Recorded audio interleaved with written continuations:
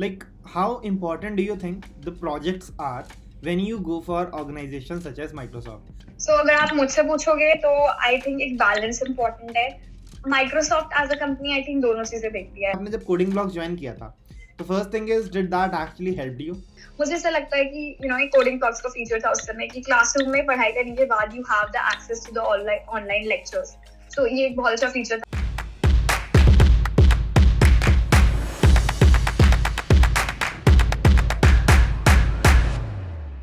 So hi everyone, Karthik Bhaiya this side from Coding Blocks. So today I have with us Abhigya Verma. So she recently got offers from Microsoft. So welcome Abhigya to the Coding Blocks YouTube channel. Thank you so much, Bhaiya. Thank you for this opportunity.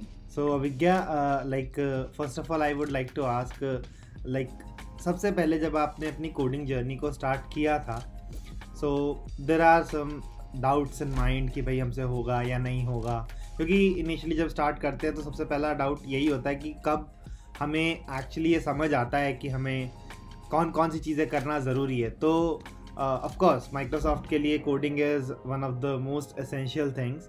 So when did you started to actually work upon yourself? Right. So first of all तो ये question आता है कि how do you know. तो BTech में हर कोई जाता है तो दे नो कि किसी न किसी कंपनी में एज एन आईटी प्रोफेशनल जाना है. बट देन ओरिएंटेशन होता है आपके कॉलेज का. वेरी यूजली फॉर मी तो हुआ था. एंड देयर हमारी मैम ने एक ओरिएंटेशन रिपोर्ट पढ़ी थी and she told us that these seniors have got into Microsoft and इनको इंटर्नशिप मिली है या ये गूगल में गए हैं. So from there I got this motivation that this is where I should be and this is what I should aim for, right? And उस time पे हमारे college में Google नहीं आती थी, so Microsoft was the dream of every student at that time. So with this aim we started going to the college और उस time पे offline होता था. तो सबसे पहले तो senior sessions कराते हैं college में. तो जो GitHub campus expert है या जो coding blocks के ambassadors हैं वो sessions कराते हैं. तो I still remember खुशबू दी उस समय she was the person in the college जिनके पास हर junior जाता था with taking their problems. So मतलब मेरी भी उनसे बात हुई थी and then she conducted this session by GitHub and I think coding blocks का भी एक session हुआ था where we got to know this basically कि किसी भी company में जाने के लिए for the interview you don't need to the basics of BTech do come जो कि हम पढ़ते हैं, but then there is another concept called data structures और ये पढ़ने पड़ते हैं mainly to go into a company. So ये बड़ा unique concept था कि actual में हम जो पढ़ रहे हैं वो नहीं आएगा interview में. mainly उससे पहले coding rounds होंगे और ये coding सीखनी है. So I was from a non-computer science background. I had PCMB. I was also studying biology. So मेरे पास तो कोई experience ही नहीं था कि C++ है, Python है, कुछ भी है, मुझे कुछ नहीं पता था. But then of course मैंने again खुशबू दी को मैंने contact करा and she told me that coding blocks courses उन्होंने खुद भी करे personally. And I think उस time पे उनको Microsoft से internship मिली हुई थी. तो वो senior थी, go to senior. हर कोई उनसे पूछना चाहता है किधर जाना है. तो आई थिंक उन्होंने मुझे सजेस्ट करा था and then I visited coding blocks and मुझे सब कुछ बहुत अच्छा लगा. एंड दे एक्सप्लेन्ड मी कि कैसा सिचुएशन होती है एंड कैसे पढ़ाते हैं from the basics. I was really tensed about this thing कि मुझे प्रोग्रामिंग पता भी नहीं है कि प्रोग्रामिंग होती क्या है. So when first lecture of coding blocks का हुआ ओरिएंटेशन सेशन, तो फर्स्ट ऑफ ऑल हमारे टीचर थे राजेश सर थे, उन्होंने हमें ये एक्सप्लेन करा कि कोडिंग और प्रोग्रामिंग में क्या डिफरेंस होता है. मुझे वो भी नहीं पता था, वो बहुत बेसिक थी. तो from there my coding journey started. ऐसे मुझे पता चला थ्रू सीनियर्स थ्रू सोसाइटीज की ऐसा कुछ करना होता है and then I started doing it. so that's about it. So basically you started in your first year itself, right? आपने अपने फर्स्ट ईयर के अंदर ही कोडिंग की चीज़ों को स्टार्ट कर दिया था. अब जैसे हम जो कोडिंग की चीज़ों को स्टार्ट करते हैं, बिकॉज ये एक बहुत कॉमन सी चीज़ है. मैंने फर्स्ट ईयर में कुछ पढ़ा and probably I be needing that in my second year and या फिर थर्ड ईयर के स्टार्ट में, और जब मेरी प्लेसमेंट्स आती हैं तो स्टार्ट करके उस टाइम तक उस चीज़ को भूलना ना और कंटिन्यू रखना. तो what was your strategy for that? किस तरह से कंटिन्यू किया था या कभी ऐसा हुआ छोड़ो मतलब अब तो बहुत ज़्यादा हो गया, इतना ज़्यादा नहीं कर सकते आप? तो अगर मैं अपनी पर्सनल जर्नी के बारे में बात करूं, जैसे मतलब मेरे काफी सारे फ्रेंड्स ने भी ऐसे ही करा था. तो हमने फर्स्ट सेमेस्टर में ही दिसंबर में जब एंड सेम्स खत्म होते हैं तभी हमने एनरोल करा लिया था। तो उस टाइम पे कॉलेजेस, अभी तो बहुत पैटर्न चेंज हो गया है बिकॉज ऑफ ऑनलाइन और बहुत सारा हासिल होता है, बट पहले ऐसे होता था कि 15 डेज का ब्रेक होता था। तो मैंने सोचा मैं उसी में स्टार्ट करती हूँ, तो जो हेवी पार्ट है एकदम स्टार्टिंग है, मैं वो वहाँ कर लूंगी, जो मेरा 15 डेज का ब्रेक था। तो सबसे पहले तो जब हम स्टार्ट करते हैं ना, तो किसी भी चीज को स्टार्ट करना सबसे डिफिकल्ट होता है। एक बार अगर स्टार्ट हो गई तो फिर हम फ्लो कंटिन्यू कर सकते हैं।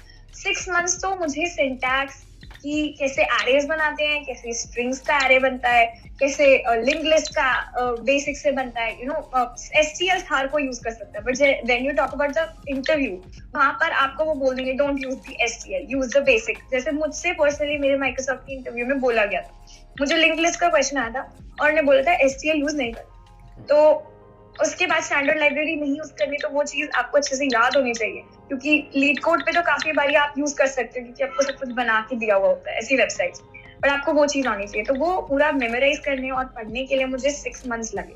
तो मेरा सेकेंड सेमेस्टर इस चीज में चला गया। देन उसके बाद मेरा समर ब्रेक था, तो समर ब्रेक में इट्स नेसेसरी कि हम एक इंटर्नशिप करें, या वो ट्रेनिंग एंड इंटर्नशिप भी हो सकती है। तो मैंने मशीन लर्निंग करी।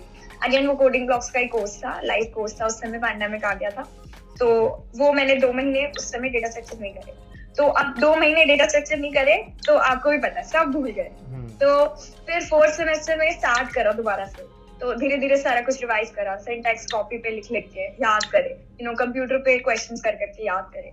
एंड देन 5th सेमेस्टर और 4th सेमेस्टर का भी हाफ इस चीज में निकला कि लीड कोड पे इसके क्वेश्चंस करने हैं। तो लीड कोड पे क्वेश्चंस जब करने बैठते हैं तो वो एक अलग अपने आप में प्रॉब्लम होती है, क्योंकि आपने सीख लिया कि ABCD कैसे लिखते हैं, बट अभी आपको उससे वर्ड्स बनाने हैं, उस वर्ड से सेंटेंसेस बनाने हैं। सो प्रॉब्लम में कौन सा डेटा स्ट्रक्चर यूज करना है, उसके बाद उसको कैसे यूज करना है, कौन सा सर्च एल्गोरिथम लगेगा, ये सब लीड कोड पे धीरे धीरे प्रैक्टिस करके समझ में आया। And then of course LeetCode पे एक बहुत अच्छी चीज है, आई वुड सजेस्ट हर कोई जाके लीड कोड पे प्रैक्टिस करे। इजी, मीडियम और हार्ड, तो कोई भी टॉपिक आप उठाओ, सबसे पहले आप उसके इजी क्वेश्चंस करो। और ये नहीं कि सिर्फ इजी करते गए, बिकॉज बहुत मजा आता है इजी क्वेश्चन करने में, मुझे पता है, मैं उसमें फंस गई थी। तो उसके बाद आपको मीडियम और हार्ड क्वेश्चन ही करने हैं। आई एम नॉट सेइंग कि हार्ड बहुत सारे करो, बट ऐसे रख लो कि दिन में 2 इजी कर लिए, तो 3 मीडियम कर लिए और 1 हार्ड कर लिया। आई थिंक इतना तो काफी है एक दिन के लिए, या फिर मतलब इसी रेशो में चलो, मीडियम ज्यादा करो, इजी बस प्रैक्टिस के लायक आपको सिंटैक्स याद हो जाए, और हार्ड भी करते रहने हैं, बिकॉज अगर बड़ी कंपनीज क्रैक करनी है, जैसे if I tell you about Google या if I tell you about Microsoft की इंटरव्यूज, काफी बारी वैसे माइक्रोसॉफ्ट में इतना नहीं पूछते, मीडियम लेवल तक पूछते हैं, बट कंपनीज में पूछ लेते हैं। तो अगर एरेस की बात करें तो एरेस में आपको हार्ड क्वेश्चन आ जाएगा, ग्राफ्स की बात करें तो ग्राफ्स में आपको इजी क्वेश्चन आ जाएगा। तो वो एक बैलेंस होगा कि कौन सा टॉपिक डिफिकल्ट है और उसमें इजी क्वेश्चन है। तो आई थिंक मेरा तो पूरा 2 साल मेरे को डेटा, और मैं अगर अभी भी आप मुझसे पूछोगे तो I am not 100% in data structure, क्योंकि मेरा पर्सनल ओपिनियन है कि कोई भी डेटा स्ट्रक्चर में 100% नहीं हो सकता, क्योंकि हर रोज एक नई कैटेगरी का क्वेश्चन आएगा। अगर आप किकस्टार्ट खोल के देखो, आप कितने भी एक्सपर्ट हो, आपको किकस्टार्ट का क्वेश्चन नहीं हो पाएगा, क्योंकि हर रोज एक नई कैटेगरी आएगी और फिर आपको वो नए सिरे से प्रैक्टिस करना है। So I think it's all about practice. मतलब डेटा स्ट्रक्चर्स की जितनी ज़्यादा प्रैक्टिस करते रहो उतना वो आपको इम्प्रूव कर सकता है, but mastering something is like not possible, because concepts आते जाते हैं, मैथमेटिक्स जितनी ज़्यादा पढ़ते जाओगे वो कम ही है उसके अंदर इंक्लूड होती जाएगी। तो अब जैसे आपने बोला कि आपने मशीन लर्निंग वाली जो चीज़ें थी वो करी, तो एक क्वेश्चन जो मेरे माइंड में आ रहा है, like how important do you think the projects are when you go for organisation such as Microsoft? तो उसके अंदर do they look for your projects और do they actually look for your data structures and algorithm skills? क्योंकि ये बहुत लोगों का doubt होता है कि यार हमारे रिज्यूमे में कुछ प्रोजेक्ट्स ही नहीं है, तो हम क्या लिखें, क्या करें, हम सिर्फ कोडिंग लिख रखी है। तो what was your take on this, कि मतलब आपने क्या किया था? सो अगर आप मुझसे पूछोगे तो आई थिंक एक बैलेंस इम्पोर्टेंट है।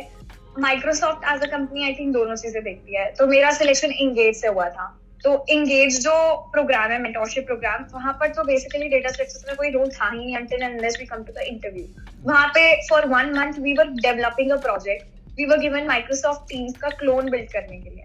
So it's all about development। तो अगर जैसे पर्सनली मेरे को मशीन लर्निंग आती थी, तो मुझे कुछ भी नहीं, आप मशीन लर्निंग से तो क्लोन बना नहीं सकते, पाइथन से तो नहीं बना सकते, मतलब ऑफ कोर्स बना सकते हो, but then you need app development या वेब डेवलपमेंट।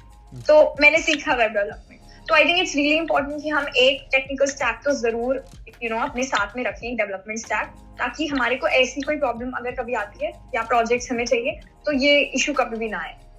तो एंड आई थिंक मेरा, अगर मैं इंटरव्यू की बात करूँ, जो मेरे को इंगेज से इंटरव्यू अपॉर्चुनिटी मिली, तो इंटरव्यू के अंदर I was thoroughly asked about each and everything. So I wrote very competitive, coach chef करती थी मैं, तो कोच शेफ की मेरी रैंक थी, तो he asked me about that. He asked मी कि मतलब कैसे होता है, क्या होता है, how often do you do competitions, last आपने कब करा था। तो आपने अपना रेज्यूमे सबमिट करा है, उसके बाद ही asked me about the projects. तो मेरे उसमें मशीन लर्निंग के 2 प्रोजेक्ट थे, एक मैंने इंटर्नशिप 1 में करा था, एक इंटर्नशिप 2 में करा था, सेकंड ईयर। तो दोनों मशीन लर्निंग प्रोजेक्ट्स के बारे में ही आज भी। Then I was also writing a research paper, जो मैंने अपने रिज्यूमे में मेंशन करा था, उन्होंने उसके बारे में भी पूछा। एंड अपार्ट फ्रॉम दिस उन्होंने एक डेटा स्ट्रक्चर का क्वेश्चन भी पूछा। तो आई थिंक आप जितना करो उतना कम है। अगर मैं और भी कुछ लिख रही होती अपने रिज्यूमे में, वो उसके बारे में भी शायद मुझसे पूछते, क्योंकि माइक्रोसॉफ्ट में हमारा AA राउंड हुआ था। दैट्स अप्रोप्रिएट राउंड मींस कि वो बेसिकली आपसे कुछ भी पूछ सकते हैं, कुछ भी पूछ सकते हैं from your resume. So I think एक बैलेंस आपके रेज्यूमे में होना बहुत इंपॉर्टेंट है। और अगर आप डेवलपमेंट नहीं करना चाहते, you are not at all interested in development, so what you can do is you can alternatively go for competitive coding and participate in a lot of competitive coding competitions. तो आपका resume का वो project वाला space इससे fill हो जाएगा। And projects तो I think data structure से भी बनाए जा सकते हैं। I personally made one project of snake game, तो वो सिंपल एरे यूज करके बनता है। सो आप डेटा स्ट्रक्चर से भी प्रोजेक्ट बना सकते हो। एंड उसके बाद competitive coding can fill up your project वाला स्पेस, हैकाथॉन्स वाला space.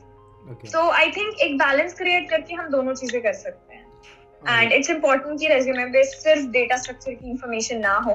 The more you give, it's less only for them. उनको तो because they every day see इतने अच्छे दे गो टू IIT, तो we need to compete with them. When I talk about a program like Engage, where everybody is on a level field, tier 3, tier 1, tier 2, कोई difference नहीं होता। हर किसी को interview opportunity मिलती है, हर किसी को वही पैनल ऑफ जजेस इंटरव्यू कर रहे होते हैं। तो वहां पर तो they are comparing you with all over India के सारे कॉलेजेस के बच्चे। तो you need to have something on your resume जो कि आपको यूनिक बनाए और जो कि वो एक स्पेशल एज दे आपको। तो आई थिंक आप अलग अलग तरीके से अपने रिज्यूमे में वो जरूर ऐड करें। तो अब जो नेक्स्ट चीज़ I would like to ask from you is, जो आपका जैसे सिलेक्शन हुआ, you said there is one thing which is Microsoft engage program, and उसमें आप गए, then you got the option to appear for the interview. तो basically जो interview था उसके अंदर कितने कितने राउंड्स थे, and if probably you remember some questions जो आपसे वहाँ पूछे गए थे, तो you can tell those questions as well कि किस तरह के क्वेश्चंस बेसिकली थे और कितने कितने राउंड्स थे माइक्रोसॉफ्ट के लिए। पहले तो अगर आप एंगेज प्रोग्राम के बारे में पूछ रहे हो, तो सबसे पहले एंगेज प्रोग्राम में एंटर करने के लिए हमारा एक टेस्ट होता है। तो ये ऑनलाइन टेस्ट जो है ये हर कोई दे सकता है। इसकी जो एप्लीकेशन है ये हमें माइक्रोसॉफ्ट की करियर्स पोर्टल से ही फिल करनी थी। तो करियर्स पोर्टल पे सब लोगों ने फिल करा। आई थिंक बहुत सारी एप्लीकेशंस थी, कुछ रेज्यूमे बेस्ड शॉर्टलिस्टिंग हुई, तो उसमें से कुछ लोगों को निकाल के बाकियों ने एक टेस्ट दिया। तो ये टेस्ट था MCQ और उसके अंदर कुछ क्वेश्चंस थे analytical. So basically MCQ questions तो हो गए, then there are some 20% questions where there is a question, you have to answer it in a yes or a no, या आपको आउटपुट बताना है, and then आपको explain करना है कि आपने ये आंसर कैसे निकाला। And it's clearly mentioned in that question that your approach towards the answer is more important than what you answer. Basically आप अगर चीटिंग करके आंसर लिख भी रहे हो, which is technically not possible, क्योंकि मेटल जैसे एक प्लेटफॉर्म पे होता है टेस्ट ऑनलाइन, तो आप चीटिंग ज्यादा कर भी नहीं सकते। ज्यादा क्या चीटिंग आई थिंक नहीं कर सकते, और वो सीधा निकाल ही देते हैं। कभी कभी काफी लोग पूछते हैं मेरे तो सारे क्वेश्चन सही थे, क्यों नहीं हुआ? बिकॉज इंटरनली कुछ तो सिस्टम होता होगा उनका AI का, जिससे वो देखते होंगे कि कौन लोग क्या कर रहे हैं। सो चीटिंग तो फर्स्ट ऑफ ऑल नहीं करनी चाहिए। बाकी अगर आप ऐसा कुछ, आपने पहले क्वेश्चन देखा हुआ और आपने सीधा आंसर लिख दिया कि मैंने तो ये अभी थोड़ी देर पहले क्वेश्चन देखा था, इसका आंसर होगा 1, तो मैं 1 डाल देती हूँ। आपको एक्सप्लेन करना है कि उसकी हाइपोथेसिस क्या थी, आपने कैसे निकाला वो आंसर। ऑल्सो उसमें कुछ बहुत इंटरेस्टिंग क्वेश्चन थे, जैसे कि how will you explain your grandmother the concept of recursion. So and she knows nothing about coding, she knows nothing about उनको एजुकेशन ही नहीं है कुछ भी इस चीज के बारे में। तो it's a very very nice question, because they just want to think, see कि आपका थिंकिंग अप्रोच क्या है, आप सोचते कैसे हो किसी भी प्रॉब्लम के बारे में। एंड आई थिंक ऐसा बहुत यूनिक टेस्ट था, और हर साल एंगेज का टेस्ट चेंज होता है। तो इस टेस्ट के थ्रू दे शॉर्टलिस्टेड पीपल और फिर उन लोगों ने मेंटोरशिप में पार्टिसिपेट करा, जहाँ पर we gave this submission for our project. तो हमने माइक्रोसॉफ्ट टीम्स बनाया था, बीच में हमारे काफी सारे सेशंस भी हुए, AMA सेशंस हुए, हेल्पिंग सेशंस थे, वी हैड मेंटोर्स जो कि हमें गाइड कर रहे थे, जिनके साथ वीकली मीटिंग्स होती थी। एंड आई थिंक उन मेंटोर्स ने हमें जज किया, प्लस हमारे कुछ असाइनमेंट्स थे, प्लस हमारा जो सबमिशन था, इसको कंसिडर करके some people got opportunity for an interview. Interview भी राउंड्स में हुआ था, तो पीपल वर डिवाइडेड, कुछ लोगों के टेक्निकल राउंड हुआ और फिर AA राउंड हुआ। तो बेसिकली टेक्निकल राउंड हुआ है जहाँ पे आपसे सिर्फ डेटा स्ट्रक्चर रिलेटेड क्वेश्चंस पूछेंगे, एंड AA राउंड हुआ है जहाँ पे काफी सीनियर मैनेजर और a person who is at a very senior level in Microsoft, he will come, maybe he has 10 to 12 years of experience or even more than that, so he will come and he will be asking you in your interview, taking your interview basically. So मेरा सीधा age appropriate round आया था, but a lot of my friends got technical interview as well. तो I think वो कुछ rating के basis पे होगा कि कैसे उनको जज करना था लोगों को। सो मेरे को एज अप्रोप्रिएट राउंड आया था, और जो टेक्निकल इंटरव्यू वाले थे वो भी एलिमिनेटरी थे। तो कुछ लोगों को टेक्निकल इंटरव्यू के बाद एज अप्रोप्रिएट राउंड नहीं आया, कुछ लोगों को आया और फिर वो सिलेक्ट नहीं हुए या फिर वो सिलेक्ट हुए। सो इतने राउंड्स थे एंगेज के through, and that's about it. तो AA में जो आपने एज अप्रोप्रिएट राउंड आप बता रहे हो, तो उसमें आपसे जो क्वेश्चंस पूछे गए, do you remember those questions कि क्या-क्या थे? राइट, सो सबसे पहले तो ही I think he had my resume with him in front of him, जो कि मैंने अपने एंगेज के पोर्टल पे सबमिट किया था, माइक्रोसॉफ्ट के पोर्टल पे।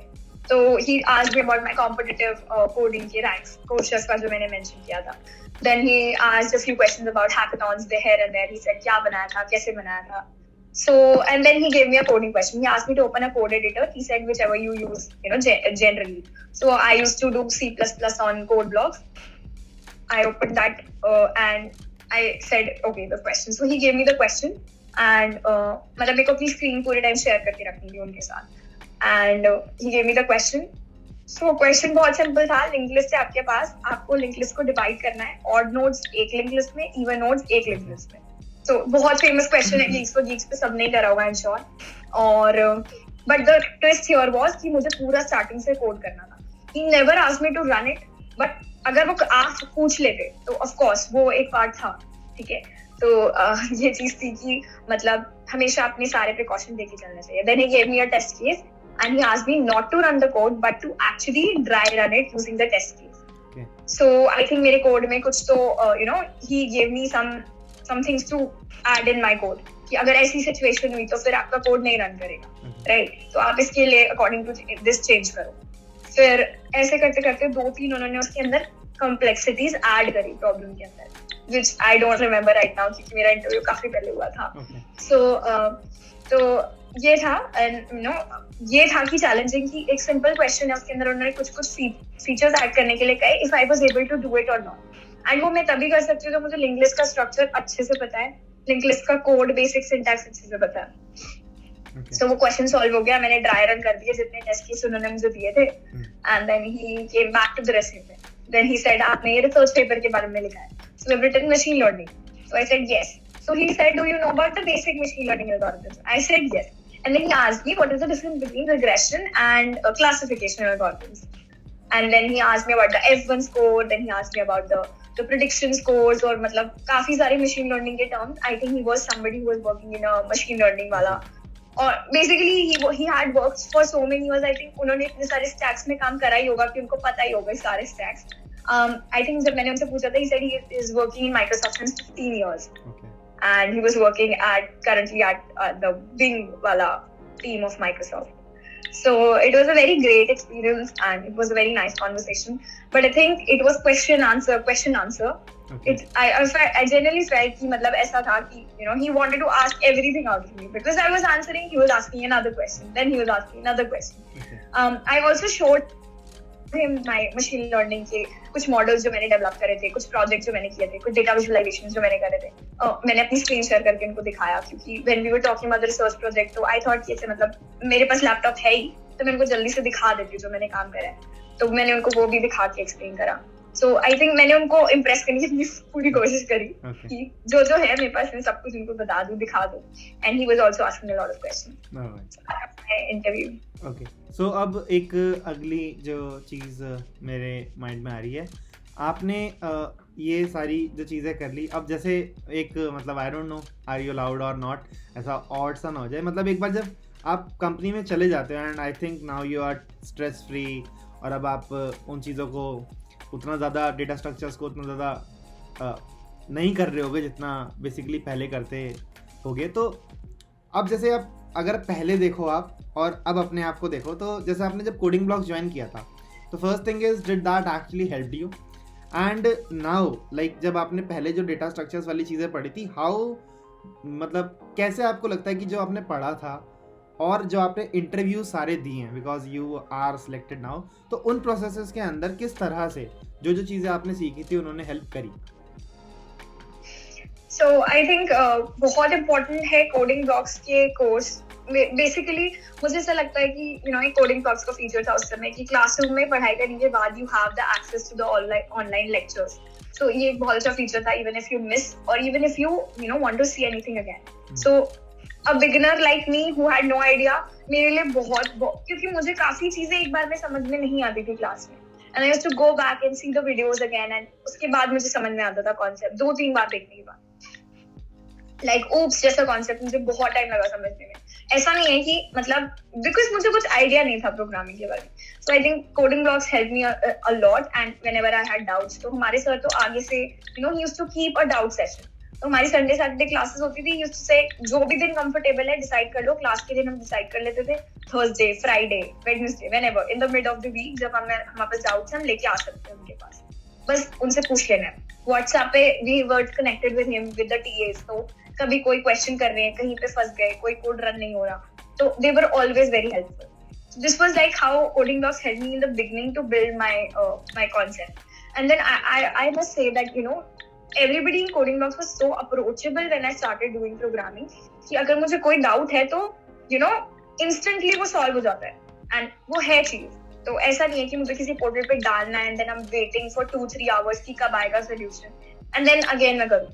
ऐसा कुछ था ही नहीं. व्हाट्सएप पे करो and you get the reply very soon. तो आई थिंक यहाँ पे coding blocks really help me. And अभी I have stopped coding and I think अभी मैं फिर से स्टार्ट करने वाली हूँ बिकॉज जाना है, and I think you should do your best. अब ये तो नहीं पता कि which project will be put on in the company, but still I think data structures तो ऐसी चीज है, इट्स द बेसिक, तो वो आपको कहीं ना कहीं किसी ना किसी तरीके से हेल्प करता ही है. So again I think I will start studying all of that. तो मतलब जैसे अब जो भी आपके माइक्रोसॉफ्ट के जितने राउंड्स हैं, I am pretty sure you must have applied for other organisations as well. तो अब जो जनरली हायरिंग का ट्रेंड है in these years, so how important do you think data structures को प्रेफरेंस दी जाती है, या यू थिंक कि भाई नहीं, डेटा स्ट्रक्चर्स के साथ साथ एक ऐसी चीज़ और होनी ज़रूरी है, चाहे वो ML हो, चाहे वो आपकी वेब हो, चाहे वो आपके हैकाथॉन्स के पार्टिसिपेशन हो. Do you think that is actually seen in the other companies as well apart from Microsoft? Yeah, so I think it's really important. Data structures को तो हम अभी at least काफी दिनों तक नहीं छोड़ सकते, क्योंकि I have friends who applied for a lot of companies from my campus, got selected, and her round में like I talk about DSHO, I talk about Google, I have juniors जो कि अभी Google Step internship के interviews के लिए गए थे. You know, Google is all about data structures. They don't even talk about your resume. They just give you questions in every interview and they just want you to answer that question and optimize it to another complexity, to a lower complexity. So DSHO है completely data structure based, उनके 2-3 interview rounds होते हैं. वैसे ही सारी companies के coding test तो होते ही हैं. कोडिंग टेस्ट के लिए आपको किसी भी कंपनी इंटरव्यू तक जाना है, आपको कोडिंग टेस्ट देना है. कोडिंग टेस्ट के लिए what is required? Data structures. अगर आप वो test cases maximum number of test cases नहीं कर पाए क्लियर, तो इंटरव्यू की तो सोचनी भी नहीं, एंड इंटरव्यू तक पहुंचे ही नहीं तो फिर क्या बताएंगे किसी को भी, राइट? मतलब अगर हम ये सोचे कि हमने प्रोजेक्ट बना लिए हैं और इससे हो जाएगा काम, तो आप इंटरव्यू तक पहुंचोगे तब तो आप अपने प्रोजेक्ट के बारे में बता सकते हो, राइट? तो आपको डेटा स्ट्रक्चर तो आई थिंक करने ही है, इट्स अ मस्ट. एंड मतलब बहुत अच्छे से होना चाहिए आपका बेसिक. स्पेशली मतलब एक बार के लिए शायद आप हायर लेवल के क्वेश्चन ना भी कर पाओ, आपको ये पता होना चाहिए लिंक लिस्ट कैसे बनाते हैं फ्रॉम द स्क्रैच, स्टैक्स कैसे बनाते हैं, क्यूज कैसे बनाते हैं, ग्राफ कैसे बनते हैं, एडजेसेंसी मैट्रिक्स क्या होता है. तो आई थिंक बहुत इंपॉर्टेंट है डेटा स्ट्रक्चर्स तो. एंड अभी कुछ सालों तक तो मैंने अपने खुद की 3 बैचेस ऑफ प्लेसमेंट देखे हैं. I was in TNP. तो बच्चे डेटा स्ट्रक्चर्स ही पढ़ रहे होते हैं और प्लेसमेंट आएंगे अभी. जैसे हम लोगों की प्लेसमेंट है, we don't know we'll get a PP और not, fingers crossed, but of course we need to prepare for the worst, right. तो डेटा स्ट्रक्चर्स ही पढ़ेंगे, सब डेटा स्ट्रक्चर्स पढ़ेंगे, क्योंकि वही कोडिंग राउंड होगा, वही इंटरव्यू राउंड होंगे 2-3, एंड वैसे ही आपका सिलेक्शन होगा.